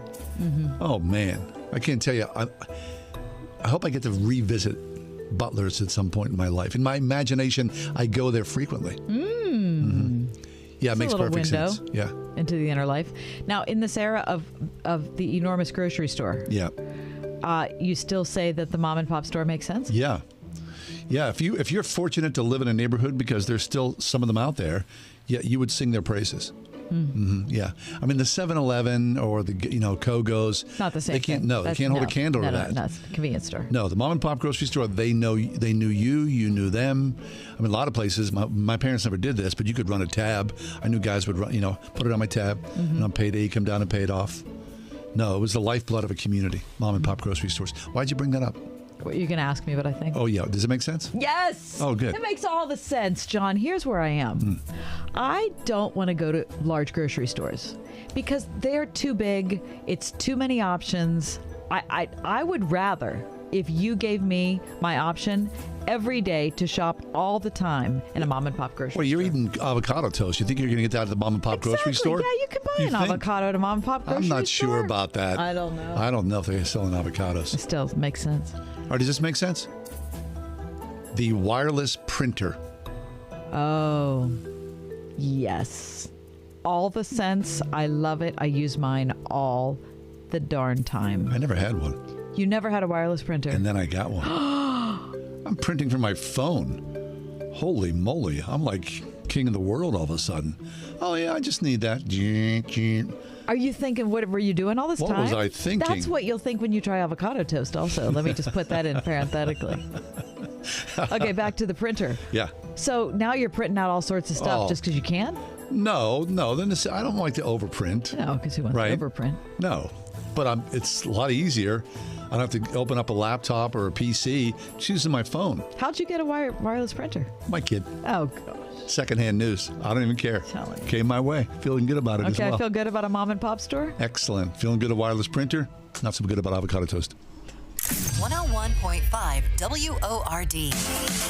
Nothing says I love you more than winning $2,000 for your sweetheart. Enter the $2,000 Valentine's Day sweepstakes. It is $2,000 for you to spend on your sweetie. Increase your opportunity to win when you enter up to once per day between now and February 12th. And complete bonus activities to give you more entries. Sign up to win at wordfm.com. Let's be real. Retirement is expensive, and inflation is making it even harder with the cost of everything going up from pet food to a dozen eggs. Wouldn't it be great if the cost of your health care could go down? Well, Medishare 65 Plus is $99 a month for ages 65 to 74. And for many with Medicare Parts A and B, looking at other options, that's 50% or more saved per month. No gimmicks. It's $99 a month, and you can use any Medicare-approved doctor or facility, and you get 24/7 access to telehealth from the convenience of your home. Better yet, Medishare is a Christian nonprofit organization. It's a community that'll pray for you and encourage you. And since we've cut out the middleman, you get to keep the savings. Call now. You can learn more about Medishare 65 Plus. Here's the number: 833-SHARE-55. That's 833-SHARE-55. 833-SHARE-55. My son Finn was born with congenital heart disease. He ended up spending about the first 8 months of his life in the hospital. During that time, he endured 10 surgeries, including an open heart surgery. Starlight Children's Foundation has played an important role in my family's life. For 5 weeks when he was a baby, Finn lived in a Starlight Hero wagon. You could not understand the pure joy of having him go from a hospital bed into his favorite red wagon. Starlight doesn't just give items that hospitalized kids can use to keep themselves happy, but also memories, moments, and experiences which are so needed in times like these. They allow sick kids to just be kids for a little while. The support that Starlight provides to families like mine is an integral part to creating happiness at a time when there's very little to be found. Learn more about how Starlight Children's Foundation brightens the lives of sick kids by visiting starlight.org today. The new year gives us the opportunity to make resolutions. You may have goals focusing on your physical, mental, or financial health, but have you considered your legal health? This is Jay Hagerman of Abernathy & Hagerman. You may have been putting off updating your estate plan or creating one altogether. We provide free consultations in order for you to finally check the box off your resolution list. Whether you want to discuss the difference between a will or a trust or the functions of a power of attorney, we'd love to talk to you. To schedule a free consultation today, visit a-h.law.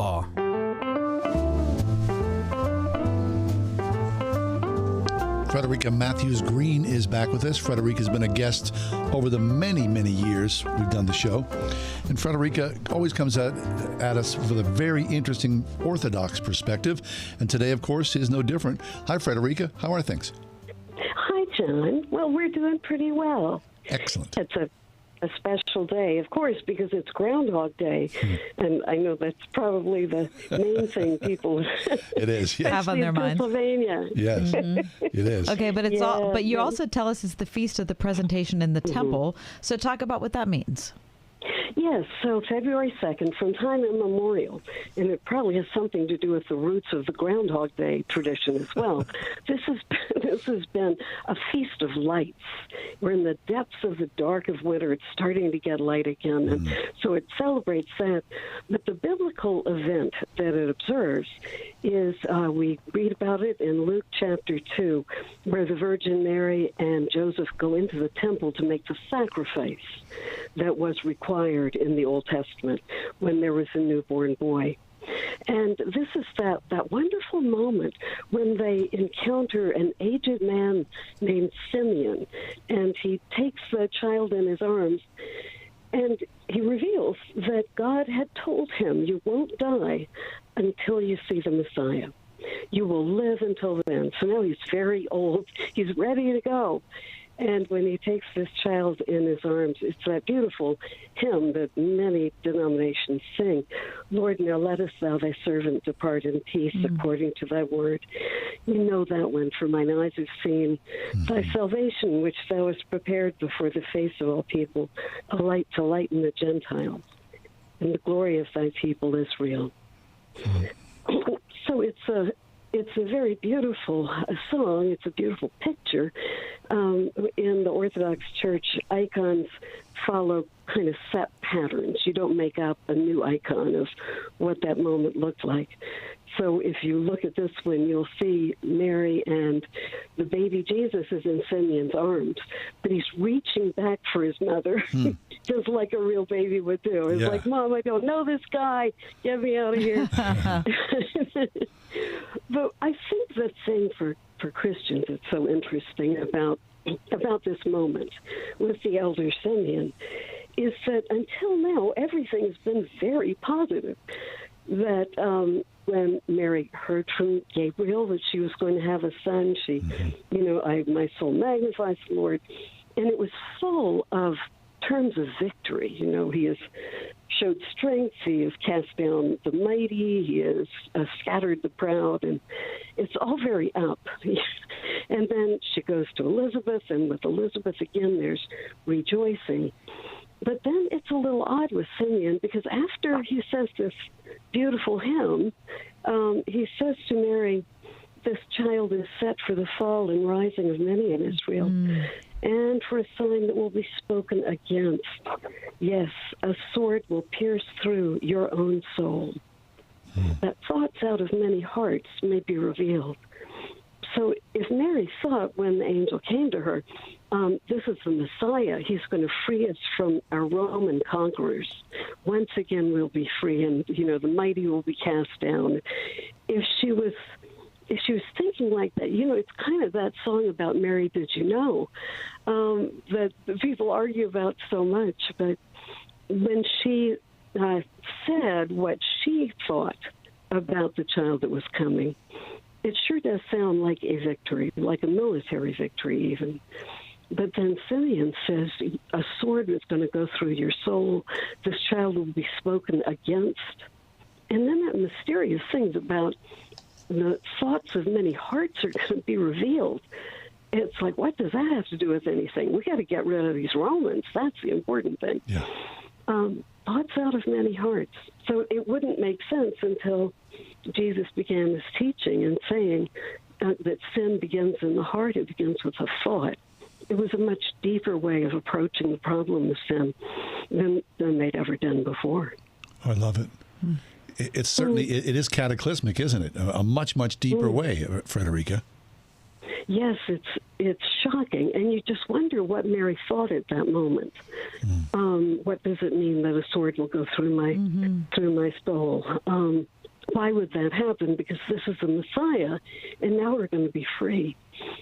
I just wonder, how she took those words, how she understood them. And, of course, it says she ponders these things. A couple of times in Luke, it says she's pondering these things in her heart. The Greek word for ponder there is actually word, it's related to our word symbol. It means to throw things together.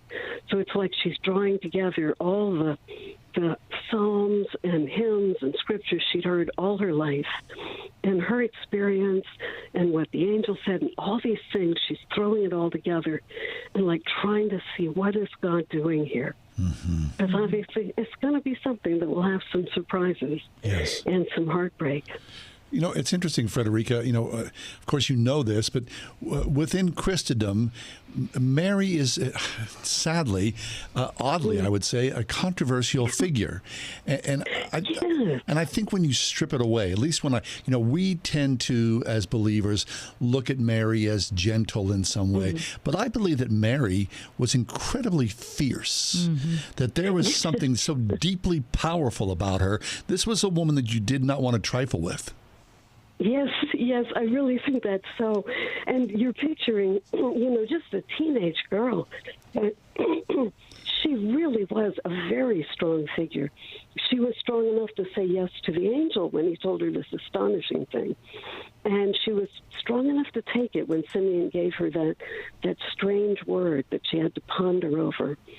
All the way through when she shows up from time to time in the Gospels, you just see that she was a powerful and decisive woman, the kind of woman who could raise the Messiah as her own son. Well, I was thinking. I was thinking about what she said, Frederica, when the angel announced that she'd be pregnant. Anyway, is her, my soul glorifies the Lord. Her Magnificat there. It's pretty. I mean, she sounds pretty fierce in what she says. I mean, she's rejoicing in the downfall of the ungodly, right? That's one of the things. Someone's not going to say that who's, kind of like, a girl who's afraid of conflict, right? Yeah. That's right. So it's very much a revolutionary mood that he's shown strength of his arms, scattered the proud, put down the mighty, and all this very powerful language. And what she perhaps didn't know, maybe she knew more than we would have known in the circumstances. We don't know how much God told her in prayer. But she may not have known that the evil one is the mighty one who is pulled down. The devil, the one, Satan, the one who hates us, who hates all mankind. It's not just a matter of Rome and Israel. It's humanity versus the evil one who wants to destroy us. That is who is going to be defeated by Christ's resurrection. That is who's going to be pulled down from his throne. Yes. So it's, as so often in the Bible, people say things that have more meaning even than they realize. Yes. I remember being a schoolboy, and one of the images I was fascinated by was Mary barefoot with her foot on the serpent. Oh, yeah. That's a good one. I mean, again, she's fierce, man. She's got the evil one right where she wants him. Yeah. Then it says in Genesis 1 or 2, it says your heel will crush his head, and I think that's what that's depicting. That it's not only certainly it's not Joseph that's being called on to defeat the evil one here. It's Mary, this probably petite and not very physically powerful girl who just had a dynamo of power inside of her. I do wish that more Christians thought about her and knew her and respected her. If it wasn't for the overdoing of the idolatry, that's maybe too strong, but perhaps Mary was treated in a way that would have made even her uncomfortable. That like confuses us, and we can't see past it. To that, if nothing else, she deserves the same kind of respect we would give to St. Paul. That she's a very important New Testament figure. And then think about how much Jesus must have loved her. That she taught him to walk, He would come toddling toward her and loving her smile. The place of Mary within the life of the Lord must have been huge. Yeah. And if you were invited to your boss's house for dinner, and he said, "Oh, I want to introduce you to my mother," if you ignored her, that would not impress your boss. No. And Jesus feels that same kind of love for his mother, and he doesn't want us to make her into an idol by any means. Yes. But I think he'd like it if we treated her with respect and with love and affection. I mean, there she was, first breath, last breath. I mean, the parentheses in the life of Jesus. That's so incredibly powerful. Oh, it is. Oh, it is. The story of Jesus, the story of his death being a victory, there's nothing like that. And she had that front row seat. She was right there from the beginning to the end, and probably understood it and pondered it more than we would ever be able to. That's Frederica Matthewes Green, author of The Jesus Prayer, the ancient desert prayer that tunes the heart to God, and Welcome to the Orthodox Church, an introduction to Eastern Christianity. Frederica, it's always a pleasure. What you present to us is powerful. We thank you for your presence here. Thank you, John. Thank you, Kathy. Bye-bye. Our pleasure. Good to talk to you, Frederica. Frederica Matthewes Green. I mean, we love the Jesus Prayer. Do yourself a favor. That's a fabulous, fabulous little book with great theological, prayerful weight. The Jesus Prayer. Frederica Matthewes Green. Word FM listeners, in this year radio commercial, I'm going to show you how the famous quote, 2 birds, 1 stone, should actually be 4 birds, 1 stone. I can see you're on the edge of your seat, but let's at least give it a try. It's Ryan from United Faith Mortgage, and what we're seeing from families across the country is how 1 stone, the cash out refinance, is helping families 4 different ways. The cost of everything is currently crazy, which is spiking credit card debt, where interest rates are often 3 to 5 times higher than mortgage interest rates, which is why we're seeing family after family taking advantage of the fact that their home has skyrocketed in value and cashing out that newfound money to pay off the credit card monster, using leftovers on special purchases, setting a bit extra aside for future peace of mind, and the 4th positive is cleaning up debt improves your credit score, giving you better future options. If you're curious what a cash-out refinance would do for you, we are United Faith Mortgage. United Mortgage Corp, Melbourne, New York. NMLS number 1330. Pennsylvania Department of Banking and Securities. Mortgage lender license 22672. Have you ever picked up a towel set because it felt really soft in the store, but then when you got to use it, it's not very absorbent? It's basically a towel that's leaving you out to dry. That's why MyPillow has developed the MyPillow towels. Towels that work. I know, it's mind-blowing. Towels that actually dry you. Their 6-piece towel set includes 2 bath towels, 2 hand towels, 2 washcloths. They come in a variety of colors, and right now you can receive a 6-piece set for only $49.99 with promo code WORD. Or go to MyPillow.com right now and click on the radio listener special. MyPillow products come with a 10-year warranty and have their 60-day money-back guarantee. To receive this amazing offer on the 6-piece set off MyPillow towels, just go to MyPillow.com, click on the radio listener special, enter promo code WORD, or call 800-391-0954. That's 800-391-0954. Or visit MyPillow.com, promo code WORD. Cable news. Noisy, out of touch, on repeat. Tired of all the lookalikes? So are we. Salem News Channel is here to change the game.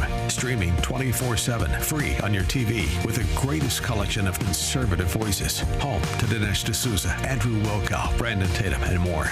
Like you, we say what's wrong and what's right, unfiltered and unapologetic. Salem News Channel. We're the answer to the mainstream media. Learn more at snc.tv.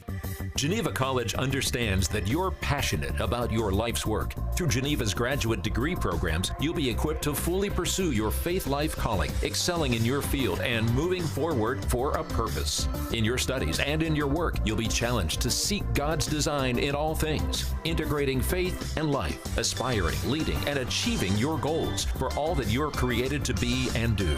You were made for this. Visit geneva.edu/graduate to learn more.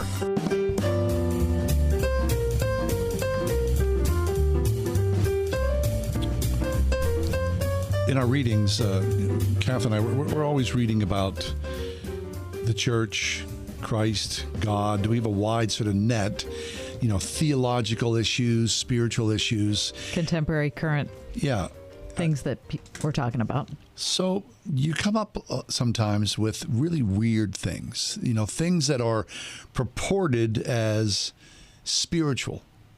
which I sometimes go, I'm not really so sure about that. Such is the case that we saw today. This is from the Associated Press, and the headline reads, Psychedelic Churches in U.S. Pushing Boundaries of Religion. And the story essentially is people in the Utah, Arizona desert area.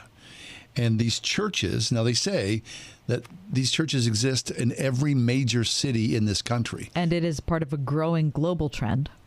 Where they take a Amazon forest ingredient and it turns into a psychedelic where when you take this thing, you are hurling, in sickness, but then you go on, for lack of a better word, a psychedelic trip. Mm-hmm.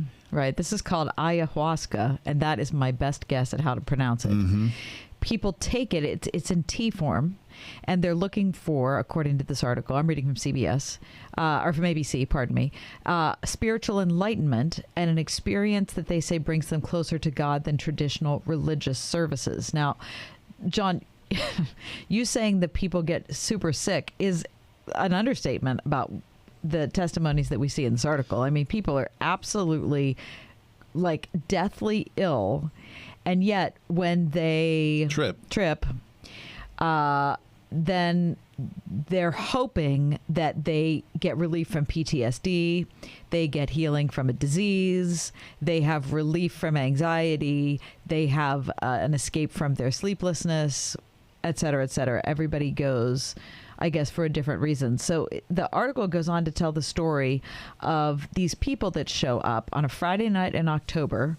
They're in a room with flickering candles, with psychedelic art, with statues of the Virgin Mary and Mother Earth next to an altar. This is creepy. It is. A mix of military veterans are in the room, corporate executives, thrill seekers, ex-members of a polygamous Mormon sect, and a man who supposedly struck it rich on a game show. Were all together. They'd paid $900 for the weekend, and they sat awaiting the arrival of this Colombian shaman and traditional healer who oversaw the ceremony. Listen, the movement found a foothold in the 1980s, and more recently as celebrities like Aaron Rodgers, Will Smith, and Prince Harry talked about doing this. Maybe that's what explains all of them. There is a thread there, isn't there? There certainly is. Hummingbirds, right? The hummingbird is the name of the ceremony. Right. And apparently it's a weekend-long thing. People are looking for some kind of experience that will take them out of the trajectory they're in, I think is the best way to say it. Right. Okay. So here's Courtney Close, who is Hummingbird's founder, credits this drug with helping her overcome cocaine addiction and postpartum depression, believes the designation as a church helps show that participants are doing this for, quote, religious reasons. But when it comes to defining it as a religion, Close stresses much depends on individual participants' experience. It's not a church. No, it's nothing like a church. Good grief. We just try to create a spiritual experience without any dogma and just let people experience God for themselves. Now, I'm sure if you're tripping, sooner or later you're going to experience God. Right? Yeah, or you think you will. Yeah. Some people are spending thousands of dollars taking ayahuasca at 5-star retreats in the Amazon. In the U.S., the movement remains apparently largely underground, promoted by social media and word of mouth. Mm-hmm. This is not going, you're not going to get confused between this and a Western church, because this has no written text. It relies primarily on Davila's prayers, chants, and songs in Spanish and in the language of the Comensa people to guide participants. Davila follows traditions he learned from his grandfather in Colombia, spending several days preparing the ayahuasca. Mm-hmm. He blows tobacco snuff up some participants' noses to heighten the effect of the experience. So one of the participants, weeks after the fact, is quoted as saying, "I feel healthier. I feel like a dark force has been taken out of my soul." All right. You would think that a dark force would enter your soul by engaging in that. Don't you think? I don't know. But the rub is we designate this as a religion. Right. When it's just, people tripping together. you can read this in the Associated Press. I'm reading it. It was picked up by ABC News. I'm sure it's picked up by a lot of places. Any healing that we look for ultimately that is that Jesus isn't involved in, I think is short-sighted. Now you can say, okay, well, what about the cancer center? Well, I'm not saying that Jesus isn't involved in what's going on in the cancer center. I think he absolutely is. This, though, does not feel, this feels like an occult practice. Yeah. Yeah, I would say so. And so I'm all in favor of traditional medicine. I'm all in favor of going to your doctor. I think it's great that you go to a therapist. I think all of those things are great. This, to me, seems dangerous. Well, what's going to happen, I think you see this already, is with, the deregulation of drugs, there'll be more and more things like this, whether it's this particular drug or, weed churches or whatever. That's just on the agenda. I don't know. People are looking for some and sort of... there's no regulation. There's no federal regulation on this substance. Just people are looking for relief, aren't they? Yeah, and I understand. Believe me, aren't we all? Yes, exactly. Every single person listening to this program 100%. Is looking for relief from something. Yeah, it's a hard and brutal and ugly, harsh world. There's no doubt about that. I don't know. Jesus came to save here. Yes. I don't believe it's found in this psychedelic. And he's faithful always through every circumstance. And his promises are true. That's our 2 cents. Anyway, that's something. Yeah, it sure is. That is something. Anyway, also celebrating a big Pitt men's basketball win over North Carolina last night. It was epic. When's March Madness? In March. They might get a seeding. I mean, I think I heard today if they can go 6-2, the rest of the conference season will be good. I'm ready. I'm wearing my Pitt gear starting Monday. All right. Why wait? The Ride Home with John and Kathy, a production of Salem Media Group. This is Jerry Boyer for townhall.com. Recent media coverage celebrating falling inflation is taking a victory lap a little too early. Yes, inflation is lower, somewhat. It certainly has come down from the stratospheric levels of nearly 10% a year, but at 5% a year, it's still unacceptably high. There's no grounds for our policymakers to declare victory. The job just is not